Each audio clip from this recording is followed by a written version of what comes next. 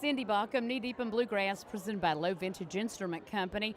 I am here with the Gibson Brothers, who again have nominations for the IBMA Awards show. How many tonight, Eric? Three. Well, two for the band and one for Entertainer of the Year and Vocal Group, and Jesse Brock's up for Mandolin Player of the Year. Well, congratulations. And over the years, my goodness, y'all have been awarded Entertainer of the Year, Vocal Group, on down the line. Your songs have done well.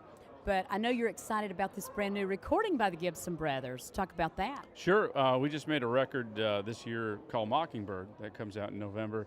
A little bit of a departure for us. Dan Arbach of the Black Keys produced it. We wrote it with Dan and went in the studio, and marks the first time in a long time anybody else has produced us.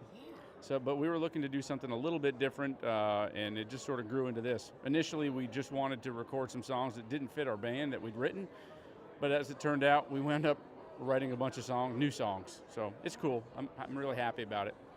Well, I'm sure to stay fresh creatively and to make it fun for you and to always be looking for the next thing to set yourselves apart. A project like this sounds just what the Gibson Brothers needed. Yeah, we might have been a little bit restless, I'd say, leading up to it, and didn't know that we needed to try something different until we did it, and I'm just real proud of the results, and hopefully people will like it.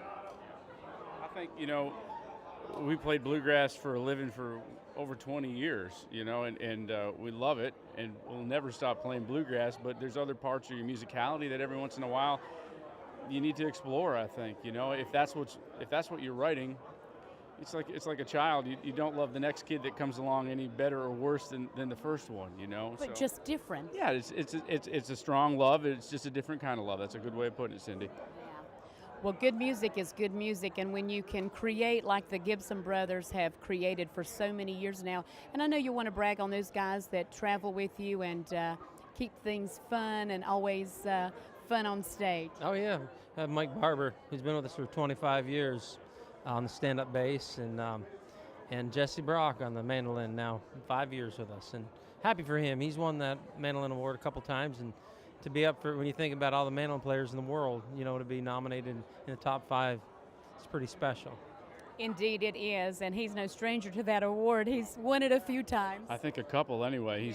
You get to that level, and we're in an industry where the musicians are all so very proficient and talented that it's a shame there's only 5 nominated every year. Oh, yeah. It's, because anybody, there are at least a dozen mandolin players that you could say, well, I'm glad to have that guy in my band or that gal in my band. They're just so many talented people. Well, I can't let you go without talking about a couple of instruments that I know you're really proud of. Some of my fondest memories growing up in the northwest corner of North Carolina. We bordered Virginia, and my dad was very good friends with Wayne Henderson. And as a little girl, I would go with Dad to his shop. I would be knee-deep in sawdust, if you will, while he was making guitars. And I know you all have formed a rich friendship.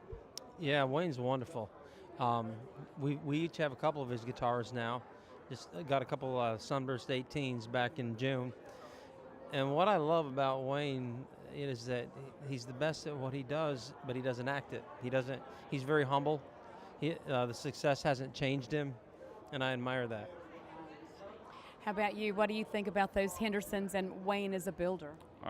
He's the tops. As a person, he's just a ball to be around, just a humble, nice guy.